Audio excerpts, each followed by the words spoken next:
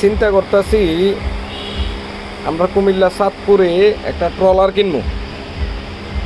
এই চাঁদপুর ইলিশ পাওয়া যায় না, একটা ট্রলার কিনা আমার যখন ইলিশ মাছ খাইতে মন চাইব তখন এই ট্রলার লইয়া সমুদ্রে যাবো, যাইয়া নিজে মাছ ধরাম, নিজে বাইতে নাম, নিজে রাইন্দা নিজে খামো। এটাই হলো ভালো সিদ্ধান্ত। কারণ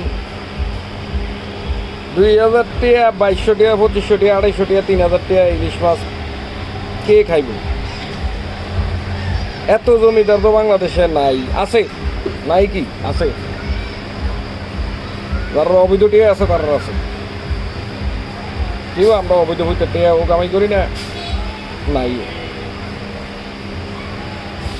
বোট একটা কিনলাম, ইলিশ মাছ ধরাম চাঁদপুর, একদিন লেগে যাই, একদম অসুবিধা কি।